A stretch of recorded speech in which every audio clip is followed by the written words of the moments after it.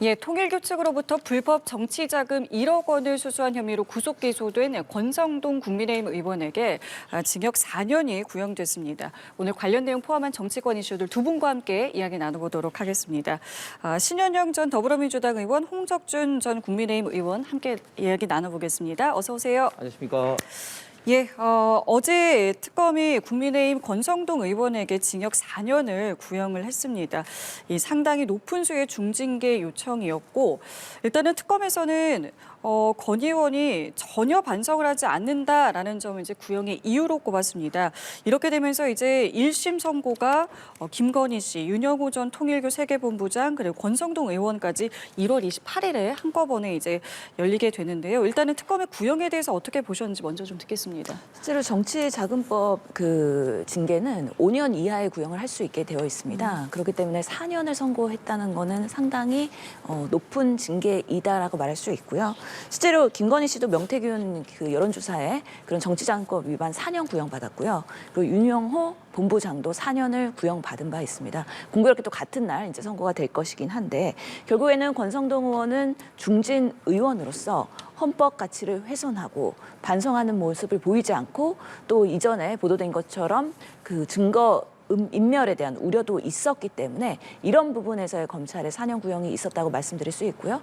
그와 더불어서 1억 수수에 대한 추징까지도 같이 하는 것으로 보고된 만큼 이번에 그런 통일교와 우리 정교 유착의 문제는 그래도 간단한 문제는 아니다라는 것들에 대한 사회적 울림을 주고 있는 거 아니냐라고 말씀드리겠습니다. 예, 특검의 구형에 대해서 어떻게 좀 평가하십니까? 일단 뭐 그 구형량에 대해서는 뭐 제가 말씀드릴 건 아닌 것 같은데 일단 기본적으로 굉장히 이제 수사 과정에 있던 문제점을 지적하지 않을 수가 없는데요. 일단 첫 번째 문제가 검찰 역사상 70년 만에 공여자, 즉 윤영호 전 본부장을 먼저 구속을 했습니다. 통상적으로 공여자를 구속하는 경우는 없거든요. 그다음에 두 번째, 권성동 의원 변호인 측에서 계속해서 요구한 것이 대질신문을 요구를 했는데 대질신문도 이루어지지 않았습니다. 그보다 더 큰 문제는 뭐냐면 권성동 의원만 구속을 하고 윤영호 본부장의 어떤 진술에서 민당 의원들에게 돈을 더 많이 줬다, 더 많이 관계돼 있다. 구체적으로 전재수 의원 이런 구체적인 이름이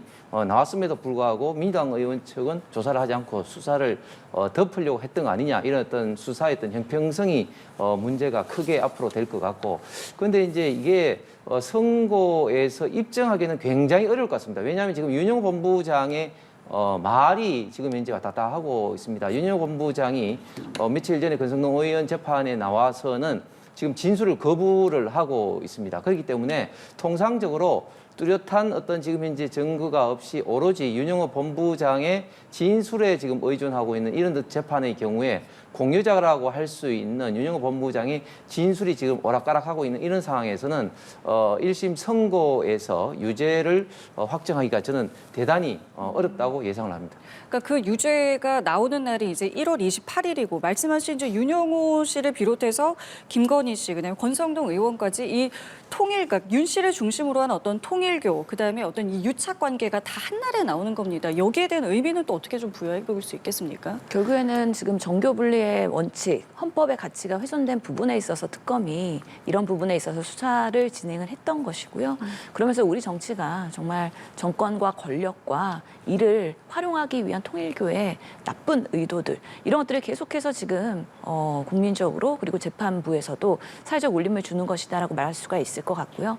뭐 오늘도 기사가 관련해서 통일교는 쏟아지고 있습니다. 하학재 총재 그리고 윤영호 본부장 등 결국에는 국민의힘, 민주당, 여야 할 것 없이 모두 다 보험을 들기 위한 여러 가지 로비의 정황들이 나오고, 특히 뭐 한일 해저 터널뿐만 아니라 그리고 통일교의 수건 사업인 여러 가지의 글로벌 그런 프로젝트들, 그런 부분에 있어서 어디까지 정치권에 침투했는가, 이런 부분에 있어서 앞으로 더 많은 것들이 밝혀질 거라고 보입니다. 다만 국민의힘은 이미 지역 조직하는 데서부터 수천만 원씩 통일교가 조달을 하고 지원을 하고, 그러면서 전당대회랑 대선 과정에서도 통일교에 그런 많은 당원들이 가입한 것으로 지금 보여지고 있기 때문에 이런 부분에 있어서 이번 사건이 비단 그런 처벌에 중심을 두는 게 아니라 정말 우리 정치가 종교와의 관계를 재정립하고 기업형, 어떻게 보면은 이런 통일교의 정교 분리를 깨는 부분에 있어서는 근본적인 그런 해결 방안을 더 뭔가 모색할 수 있는 계기가 되어야 된다고 저는 생각을 합니다. 어떻게 보세요? 이게 한날에 선고가 나는 것에 대한 의미를 어떻게 좀 볼 수 있겠습니까? 이게 뭐 우연의 일치일 수도 있는데 아무래도 이제 동일한 어떤 통일교라는 연결고리가 있기 때문에 예. 아무래도 선고 날짜를 정하는 데서 참고를 하지 않나 싶습니다. 지금 헌법상의 정교 분리라는 것은 이제 우리 대한민국에서는 국교를 인정하지 않는다는 것이죠. 그래서 폭넓은 다양한 종교의 자유를 이제 인정한다는 것이지 뭐 특별한 어떤 통일교를 뭐 탄압하고 어떤 그런 것은 아니다. 단지 지금 통일교가 문제되고 있는 것은 너무 좀 정치적으로 불법 어떤 정치 자금을 공여하지 않았느냐 이런 어떤 문제가 지금 되고 있는 것이죠. 그렇기 때문에 이재명 대통령이 말했듯이 뭐 통일교 재단을 뭐 해상 검토하라 이것은 우리 대한민국의 헌법에 정한 종교에 있던 자유를 본질적으로 침해하기 때문에 굉장히 위험한 발언이고 지금 통일교가 여야를 가릴 것 없이 그렇게 했었고 특히 또 민주당에 대해서도 과거 DJ 정부 때부터 평양 남쪽에 있는 남포의 평화자동차 회사 설립하는 등의 굉장히 이제 유착 관계가 좀 심한데 조금 전에 그 신우님께서 말씀하신 통일교 뭐 신도들이 들어왔다. 제가 볼 때는 통일교 신도들이 지금 국민의힘에만 들어갔겠습니까? 당연히 민주당에도 들어왔죠. 그리고 이 신도가 들어온 것을 조사를 해보니까 전체 500만 국민의힘 당원 중에 11만 명이고 특히 2022년 10월 달부터 2023년 2월 달 김기현 당시 당대표 선거에서 다뤘던 통일교 신도 수는 2,200명, 2,300명이었다. 그래서 극히 미미한, 지극히 당연한 어떤 숫자였다. 이런 것이 이제 드러났기 때문에 이런 어떤 문제에 대해서는 지금 이제 검찰이 문제를 지금 삼고 있지 못하고 있다. 그래서 어쨌든 이번 기회를 통해서 통일교의 어떤 불법 정치 자금 공유가 문제가 있다면 여야를 가릴 것 없이 명백하게 돼야 되는데 지금까지는 주로 야당 국민의힘을 대상으로 했다면 앞으로는 아마 전재수 의원을 중심으로 해서 민주당 의원들, 민주당 관계자들이 수사를 받을 대상이 될 가능성이 굉장히 많아 보입니다. 그래서 이제 어제 국민의힘과 개혁신당이 이 통일교 특검법을 공동 발의하기로 했습니다. 일단은 구체적인 뭐 추천이라던가 범위에 대해서는 아직은 좀 이견이 있습니다만 방향성에 대해서 어쨌든 공감대를 이뤘거든요. 이 만남에 대해서는 좀 어떻게 보셨습니까? 우선은 개혁신당은 의원이 3명이어서요. 자체 법안 발의를 못합니다. 그동안에 개혁신당 의원들이 법안 발의한 거 쭉 보면 항상 국민의힘의 그런 10명의 공동의 그런 도장을 받아야 되기 때문에 항상 의존해서 같이 협업할 수밖에 없었다. 그런 면에서 이번에 그런 부분이 새로운 것은 아니다라는 말씀을 드리고 싶고 실제로 오늘도 지금 언론에 보도되는 거 보면은 2019년에 통일교에서 정치권에 후원한 명단 의원들 10명이 사실 보도가 됐어요. 거기 보면 자유한국당이 5명이에요. 민주당은 3명이고요. 그리고 바른미래당 1명, 민주평화당 1명 이런 식으로 지금 양쪽의 뭐 여러 당에 대한 그런 통일교의 후원과 그런 유착이 있었을 가능성이 있는 건데 이것을 뚜껑을 열어봤을 때 국민의힘의 것들이 더 크게 나올 수 있다라는 저는 그런 가능성 배제 못한다고 생각을 합니다. 왜냐하면 오늘도 보도된 거 보면은 한학자 총재랑 윤영호 본부장이 통화 내용에서 우리가 윤석열 밀었는데 이재명 됐으면 작살날 뻔했다 이런 통화 녹음들이 나오고 있지 않습니까? 결국에는 국민의힘의 그런 지역까지 뿌리같이 깊게 침투했다고 해서 민주당이 그랬다는 보장이 없고요. 실제로 국민의힘에서 오히려 한학자 총재가 작정하고 대선 때 윤석열 후보를 밀면서 더 깊이 영향력을 행사했고 그러면서 김종인 비대위원장 통해가지고 한일 해저 터널에 대한 정책 공약도 지선 때 발표를 했고 여러 방식으로 캄보디아 ODA 사업도 뭔가 더블링되는 그런 예산 확대가 있었고 그렇기 때문에 한학자 총재의 입장에서는 민주당보다는 국민의힘에 뭔가 계속 로비를 하는 게 통했다. 그러니까 이쪽으로 더 쏠림 현상이 있었다. 그런 것들이 특검법에서 발의를 하고 계속 이런 것들을 공론화하면은 오히려 국민의힘은 역풍받을 수도 있다라고 저는 생각을 합니다. 오히려 역풍이 일 수도 있다라는 말씀도 해주셨고 의석수 말씀하셨는데 이게 현실적으로 두 당이 합친다고 해도 이게 처리가 가능한 부분인지 이 부분은 또 어떻게 해 나가야 될 것인지 이 부분에 대해서까지 여쭤보겠습니다. 예, 그렇습니다. 지금 두 당이 합쳐봤자 110석밖에 되지 예. 않거든요. 그렇기 때문에 사실상 민주당의 동의 없이는 되지가 않는데 그럼에도 불구하고 정치는 이제 현실에서 이상을 쫓아가는 과정이기 때문에 국민의 절대 다수가 통일교 특검을 지금 원하고 있는 상황입니다. 얼마 전에 이제 여론조사에서 70% 이상이 원한다는 그런 어떤 조사 결과도 나왔는데 이런 어떤 국민 절대 다수의 여론을 민주당이 계속해서 거부할 수만은 없을 것이다. 뭐 이런 어떤 점들을 지금 국민의힘과 개혁신당이 계속해서 이제 주장을 이제 하는 것이고 그리고 좀 전에 신원께서 말씀하신 건 만약에 이제 국민의힘이 그렇게 더 많은 어떤 관계가 돼 있다고 확신을 하면 당연히 통일교 게이트 특검은 받아야 되는 거죠. 그럼에도 불구하고 지금 민당이 현재 입장은 뭐 일고의 가치도 없다는 식으로 아예 생각을 하고 있지 않은 그런 어떤 상황이기 때문에 이렇게 통일교 게이트 특검을 거부를 민당이 하면 할수록 더더욱 국민들의 시각은 민주당이 통일교와 관련된 부분이 많겠구나, 구린 게 많구나 하는 의심을 더욱더 받을 수밖에 없다. 그렇기 때문에 이 문제야말로 저는 특검을 받아야 된다. 왜냐하면 특검이라는 게 뭡니까? 결국은 권력형 범죄에 대해서 기존의 경찰, 검찰의 공정하고 중립적인 수사를 기대할 수 없을 경우에 예외적으로 수사할 수 있는 권한을 특검이라는 조직에 임시적으로 주는 것입니다. 그런 면에서 이 통일교 게이트야말로 반드시 특검의 대상이다. 그렇지 않으면 민주당이 계속 거부를 하면 민주당이 거센 후폭풍을 받을 수밖에 없다고 생각합니다. 알겠습니다. 자, 그리고 이번 주에도 이재명 대통령의 2주차 생중계 업무 보고가 진행이 되고 있죠. 어제 있었던 업무 보고에서는 공직자들의 답변 태도를 지적을 했는데요. 이 대통령의 어제 발언 직접 들어보시고 대담 이어가겠습니다. 그래서 행정 영역에서는 허위 보고 절대 하면 안 돼요. 이거 수없이 강조를 해도 가끔씩 이 정치에 너무 물이 많이 들었는지 그런 사람들이 있어요. 자기가 주는 온갖 명예와 혜택은 다 누리면서도 책임은 다하지 않겠다는 그런 태도는 정말 천하의 도둑놈 신부 아닙니까?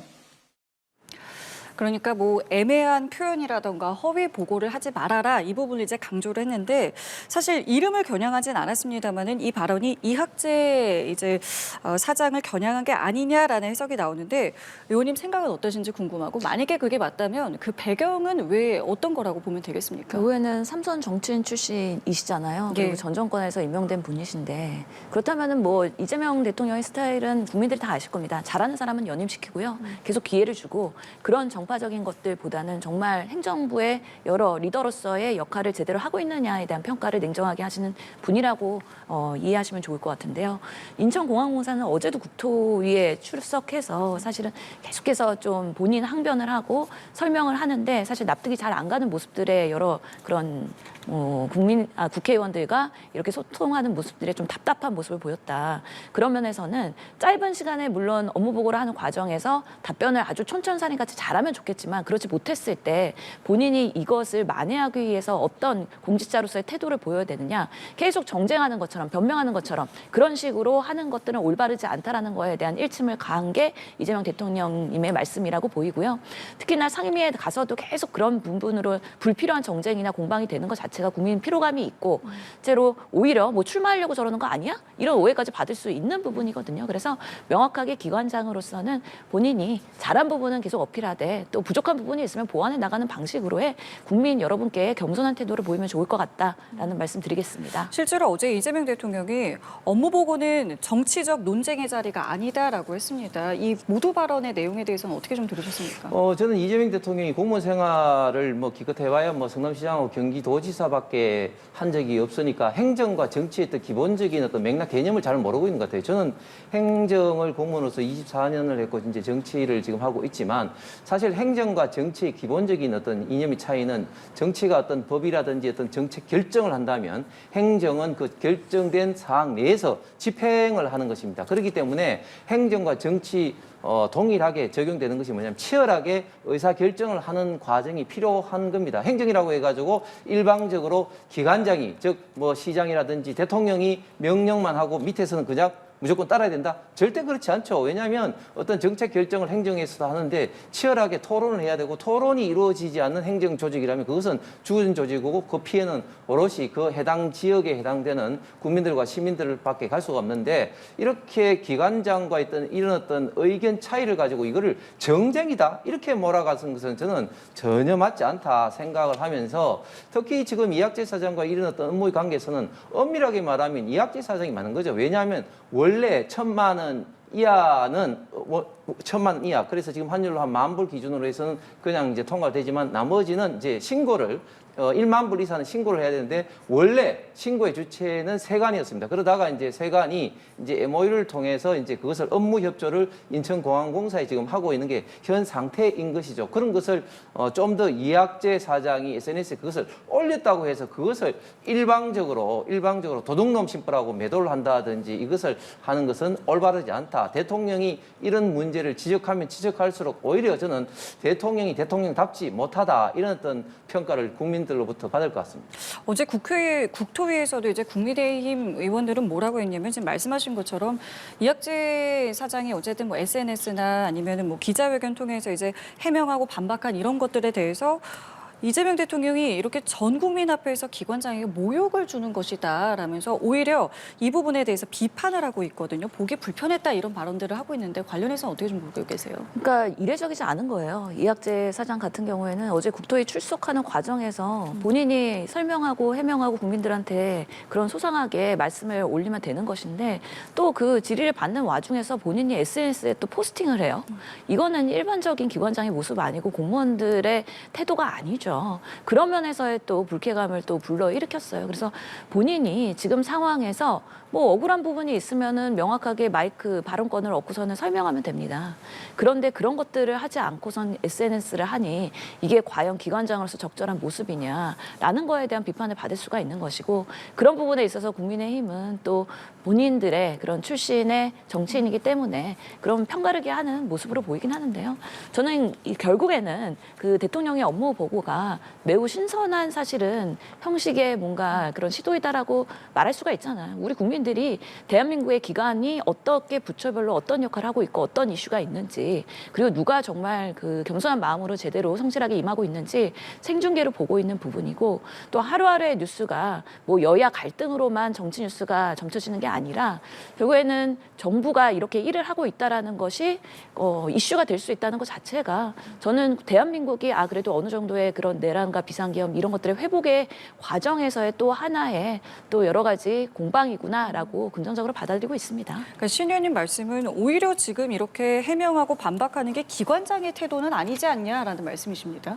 그게 통상적으로 이제 기관장이 그렇게 잘 못하죠. 왜냐하면 대통령이라든지 위에 상사의 기에 놀려가지고 잘 못하죠. 그런데 과연 그렇게 못하는 사람을 칭찬하게 되겠습니까? 올바른 이야기를 국민들에게 이야기하는 사람을 칭찬해야 되겠습니까? 무슨 말인가 하면 지금 대통령이 처음에 문제 제기를 한 게 책갈피에 이 10,000불짜리 넣어가면 제대로 적발할 수 있느냐, 지금 이제 전수조사를 하고 있느냐 이런 듯 이야기를 했지 않습니까? 그래서 그 앞에서 지금 하고 있지 않으면 전수조사하겠습니다 이렇게 답변하고 만약에 시행을 하면 어떻게 됩니까? 인천공항 마비됩니다. 그렇기 때문에 이학재 사장이 문제 제기를 하고 대통령이 지시를 한 것을 그대로 따르기는 현실적으로 쉽지 않다. 이렇게 이야기하는 것이야말로 오히려 공항공사 사장으로서는 당연한 저는 태도라고 보고 저도 공무원 생활하면서 많은 업무 보고를 했습니다만 업무 보고를 할 때 공개되는 것과 비공개되는 어떤 차이점이 굉장히 많고 장단점이 있습니다. 이렇게 공개가 되면 국민들이 알 수 있는 그런 장점도 있는 반면에 이게 자칫 잘못하면 좀 쇼로 흐를 수가 있다. 그리고 대통령과 기관장들의 좀 깊이 있는 그런 어떤 정책 어떤 이슈에 대해서 토론이라든지 논의를 하지 못하게 되는 그런 경우가 있는데 제가 볼 때는 지금 이 그 생중계되는 이 업무 보고 방식을 계속해야 되는지 심각하게 아마 고민해야 될 것 같습니다. 왜냐하면 이게 특정 어떤 그 기관이라든지 부처에 대해서 국민들이 이렇게 우리 대한민국이 이 부처가 일하는구나 이런 어떤 주요한 이슈가 있구나 이런 것을 하기보다는 말초적인 어떤 정치적 내지는 또 어떤 이런 이벤트성 가십거리만 자꾸 기억이 남는단 말이죠. 뭐 이런 어떤 과정에서 과연 이재명 정권 전체도 올바르게 평가받을지 그리고 이재명 대통령이 지시하는 것도 보면은 제가 볼 때는 뭐 인천공항의 공사 사장에게도 그렇고 또 동부화 재단 이사장에게도 이런 한당고기 같은 이런 어떤 이야기를 해서 역사학계가 지금 이제 발칵 뒤집혀가지고 모든 역사학계에서 지금 한당고기는 위서라는 그런 주장 어떤 반발이 나오고 있고 또 그 시약처 국장에 대해서는 집행유예 규제유예 차이를 모른다고 야단 호통치는 이런 어떤 모습만 지금 각인이 되는 것이 과연 업무 보고의 어떤 본질적인 어떤 목적은 아니다 이렇게 생각합니다. 알겠습니다. 이제 업무 보고는 이제 계속 되니까요. 저희가 그 부분도 좀 지켜보겠고요. 주제를 바꿔서 어제 과방위에서는 쿠팡을 상대로 한 청문회가 있었습니다. 김범석 쿠팡 의장은 예고한 대로 불출석했는데요. 어제 모습 함께 보시고 대담 이어가겠습니다. 최고 경영자의 불출석은 국회를 넘어 대한민국 전체를 존중하지 않고 나아가 대한민국 국민을 무시하는 처사로밖에 볼 수 없습니다. As you are aware, I am the CEO of Coupang Korea, and I am the executive that's managing this issue. 외국인을 앞장세워서 회피하려는 태도는 더더욱 비겁합니다. 대한민국 국민으로서 부끄럽습니다.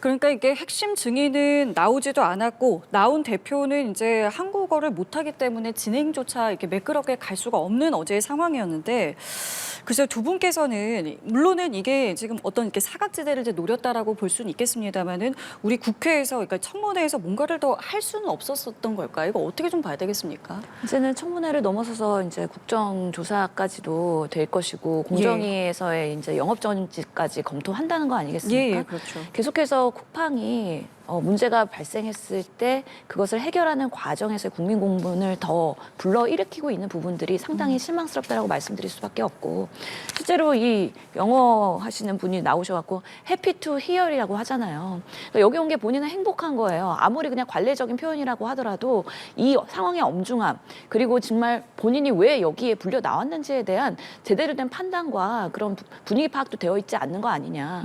그렇기 때문에 임시대표로 외국인 불러놓고 정말 나는 한국어 모르니까 한국어 PPT 읽을 수도 없다. 무슨 얘기인지 모르겠다. 이런 식으로 회피하고 통역하는 데 시간 많이 보내고 이런 방식으로의 국회를 모독하는 또 하나의 간접적인 그런 쿠팡의 거만한 모습을 어제 본 것이 아니냐는 거에 분개할 수밖에 없고요. 이 부분은 여야 막론하고 정말 쿠팡이 그런 기업 윤리 가치에 있어서는 빵점이다라는 거에 대한 상당한 앞으로의 그런 문제 제기와 함께 대책 마련을 해야 될 것으로 보이고요. 더 분노스러운 거는 사실은 쿠팡이 글로벌 기업이라 하더라도 90%의 그런 수익을 대한민국에서 갖고 있다는 거 아니겠습니까? 그럼 김범수 의장이 당장이라도 와가지고 국민한테 사죄를 해야죠. 그런 부분들이 보이지 않고 회피하는 모습부터 해갖고 오히려 미국에 제출해야 되는 보고서는 정말 빠르게 제출했다고 하더라고요. 이런 부분에 있어서 생각보다 큰 여파가 없을 것이다라고 자위하고 있는 쿠팡에 어떻게 보면은 본질을 정말 개인정보 보호나 IT에 대한 그런 투자 대신에 정말 로비, 대관 공화국의 기업으로 만들고 있는 대한민국의 기업의 환경을 오히려 더 망치고 있는 쿠팡에 대해서는 강력한 그런 제재와 처벌이 갈 수밖에 없다라고 말씀드리고 싶습니다. 실제로 이제 정부에서는 말씀하신 뭐 영업정지 논의라던가 뭐 아니면은 뭐 이제 김범석 의장처럼 이제 정당한 사유 없이 이제 불출석하는 경우에는 입국을 금지하는 법에 대해서도 지금 논의를 하고 있는데 이 대책 마련들이 좀 잘 진행이 될 수 있겠습니까? 어떻게 봐야 되겠습니까? 그래서 말입니다. 지금 이번 사태를 통해서 쿠팡이 그동안 이 배달 분야의 국민 기업이라는 이미지가 굉장히 강했는데 그런 어떤 이미지, 신뢰성에 굉장히 치명적인 어떤 타격을 받았습니다. 그런데 이런 어떤 부분에 제재를 하는 게 사실은 이제 헌법과 이제 법률에 맞는 합당한 제재를 해야 되지 뭐 기분 내킨다고 해가지고 너무 또 과잉 제재를 통해서 영업 정지를 시키고 이렇게 되면 결국은 또 피해를 보는 것은 지금 맞벌이 부부라든지 쿠팡을 애용할 수밖에 없는 국민들 아니겠습니까? 그래서 합리적인 의견을 모아야 되는데 저는 김범석 의장이 출석 안 한 것 자체는 분명히 잘못되었습니다. 그런데 국회에 지금 이제 대처도 지금 문제라고 생각하는데 특히 최민희 위원장을 비롯해서 이 과방위의 지금 수뇌부가 사실은 자꾸 이제 김범석 의장 여기에서 이제 CEO를 자꾸 찾으니까 이제 이런 문제가 생기는데 지금 현재 가장 큰 문제는 쿠팡의 어떤 보안적인 문제로 인해서 국민들의 3,300만 정도나 되는 개인 어떤 정보가 유출된 거 아니겠습니까? 그런데 이런 것은 이 그 IT 전문가, 즉 쿠팡의 이 IT 보안 전문가를 불러가지고 하는 것도 저는 굉장히 중요한 어떤 방법이었다. 저렇게 외국 한국 CEO를 불러가지고 뭐 수박 겉핥기로만 이야기해서는 아무런 소득이 없을 것임을 뻔히 예견되고 있는데 굳이 김범석 의장을 부르고 또 안 나오니까 또 굳이 또 CEO를 불러야 된다 하니까 정말 맹탕 청문회로 기결되고 있는 것은 국회 과방위에 있던 잘못도 저는 크다고 봅니다. 알겠습니다. 자, 이번에는 주제를 좀 바꿔서요. 계엄 사과 또 당무 게시판 논란 등으로 내부 파열음을 겪고 있는 국민의힘의 장동혁 대표가 필요하면 당명 개정도 검토하겠다라면서 쇄신의 의지를 피력했습니다. 관련 발언 함께 들어보시죠. 새롭게 태어나기 위해서 방향을 재정립하고 보수의 가치를 재정립하는 작업이 필요한데 그에 수반돼서 당명 개정이 필요하다면 당명 개정도 함께 검토할 수는 있다고 생각합니다. 전 당원의 총의를 모아서 결정할 문제라고 생각합니다. 예, 지금 사실은 그동안 당 안팎에서 뭐 쇄신해야 된다, 소통해야 된다 여러 가지 목소리가 있었고 경청 행보도 이어오고 있는데 당명 개정 카드를 꺼냈습니다. 만약에 이제 이거를 하게 된다면 어쨌든 지금 또 이제 여러 가지 뭐 계엄 사과라던가 뭐 당무 게시판 여러 논란들이 있는데 이거를 다 해소할 수 있는 카드가 될 거라고 생각을 하십니까? 예, 일단 지금 장동혁 대표 체제가 된 지 3달이 지났는데 이제 그 사이에서도 많은 당원들, 특히 현역 의원들과 이제 의견을 조율하면서 여러 가지 당의 어떤 개혁과 쇄신을 이끄는 그런 어떤 작업을 하고 있습니다. 그래서 이런 것들이 종합적으로 평가가 되어서 당 지지율도 점차 상승할 뿐만 아니라 특히 당원이 지금 이제 100만을 우파 보수 정당으로서 사상 처음으로 이제 돌파하기도 지금 하고 있습니다. 그럼에도 불구하고 아직까지 국민의힘의 어떤 개혁 혁신이 부족하다 이런 어떤 생각은 지금 현재 공감대가 형성돼 있고 그래서 여러 가지 어떤 구조, 즉 공천이라든지 당을 운영하는 거라든지 지역구를 관리하는 거라든지 이런 부분에 대해서 지금 현재 개혁 혁신의 방향을 잡고 있고 그 중에 하나가 당명 개정입니다. 당명 개정이 지난 2020년 비대위원장으로 오신 김종인 비대위원장 때 이제 국민의힘이라는 당명을 하게 되는데 지금쯤 바꿔야 된다 이런 어떤 공감대가 형성되는데 그런데 이 당명 개정이라는 게 여러 가지 절차를 거치게 됩니다. 이제 당원들의 의견도 물어야 되고 또 국민들의 또 의견을 또 물어야 되고 그 이후에 또 절차가 진행되기 때문에 지금 장동혁 대표가 일단은 그런 언급을 한 만큼 지금부터는 본격적인 그런 어떤 세부 실무 절차가 진행되지 않을까 예상을 합니다. 어쨌든 지금 이런 카드가 나온 게 기조 변화를 하겠다는 이제 어떤 의지에서 나온 것인데 글쎄요 어떤 모습을 좀 예상할 수 있을 것이고 또 어떤 시점에 그러니까 이 기조 변화가 좀 진행이 될 거라고 생각을 하세요? 그러니까 장동혁 대표는 나한테 다 계획이 있다. 그쵸? 타임라인이 있다. 그래서 연말까지는 뭐 계속해서 이런 윤 어게인으로서의 내부의 결집 이런 부분을 포커싱하고 내년부터는 뭔가 트랜스폼을 하겠다라고 옷을 갈아입는 것인데 사실 뭐 국민의힘이 그동안에 처음에 장명을 해갖고 바꿀 때부터 국민의힘이 맞냐, 국민의 짐 아니냐, 국민의 적 아니냐 뭐 이런 패러디들이 많이 있었어요. 그래서 당명을 바꾸는 거에 대해서는 결국에는 당의 쇄신과 그 의지를 보여주는 거라고 생각을 하는데 근본적인 내용이 바뀌어야 되겠죠. 포장지만 바뀐다고 해서 국민들이 뭐 지지 안 하다가 지지를 할 수는 없을 거라고 생각을 하고요. 사실은 지금 뭐 20%의 박스권의 그 지지율이 갇혀 있지 않습니까? 그러다 보니까 계속 내부에서도 쓴소리가 나오고 이대로는 안 되겠다. 특히 지방선거 내년 6월 직전 되면은 정말 장동혁 체제는 어려울 것이라는 많은 예측들이 있거든요. 그런 면에서 쫓겨나듯이 끌려가듯이 그런 방식으로의 뭔가 내부의 그런 이미지 쇄신 이런 것들이 아닌 근본적인 개혁이 필요하려면 결국에는 장동혁 대표가 최근에도 얘기했는데 50명의 외부의 적보다 1명의 내부의 적이 더 크다고 하잖아요. 예. 그러면 계속해서 분열과 그 갈등을 내부로 돌리면서 김종혁 전 최고 아니면 한동훈 전 대표 이런 부분에 대한 탄압과 학살이 12월까지 계속되지 않을까. 그런 부분에 있어서 이런 모습들이 과연 당명의 그런 변경과 함께 모순적으로 국민들한테 오히려 더 다가올 것이다라는 생각이 들어서 정말 뭐 선거 때는 지지율이 깡패라는 얘기가 있거든요. 그러면서 장동혁 리더십이 결국에 유지할 수 있을까에 대한 의문들이 계속해서 어려울 것이다라는 목소리가 더 커지는 이유이기도 한 것 같습니다. 알겠습니다.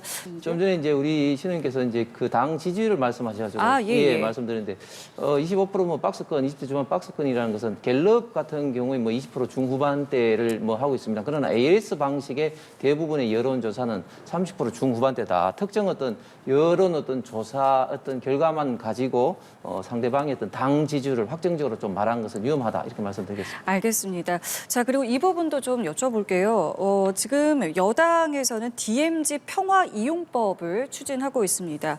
그러니까 이게 뭐냐면은 비군사적인 목적에 한해서 우리 정부가 직접 DMZ 출입을 승인할 수 있도록 하는 법인데 이제 관련해서 유엔사에서는 이 부분은 이제 정전 협정상 우리의 고유의 권한이다라면서 지금 반대 성명을 냈습니다. 이 부분 좀 어떻게 보시는지 먼저 여쭙겠습니다. 예, 지금 정부의 생각은 한당 고개와 똑같습니다. 무슨 말인가 하면 우리 정부가 이렇게 승인을 하면 속이 시원하죠. 그렇지만 우리 대한민국도 이제 국제법을 따르는 어떤 유엔 회원국 아니겠습니까? 그렇기 때문에 지금 현재 국제법에서는 지금 DMZ를 지금 유엔사가 관할을 하고 있습니다. 그래서 유엔사 협의 없이 우리 정부 단독으로 이 DMZ 내에 어떤 국민들이나 내외국인의 어떤 출입을 허용한다. 이렇게 되면 결국은 유엔사하고 충돌을 하게 되는 것이고, 그러면 우리 대한민국의 지금 이제 안보의 큰 축을 맡고 있는 게 유엔사인데, 과연 그럼 이렇게 되는 게 우리 대한민국의 국을 위해서, 안보를 위해서 좋으냐, 이런 점에 대해서는 신중하게 검토를 해야 된다고 생각합니다. 안보에도 국익에도 좋을 게 없을 수 있다라는 말씀이십니다.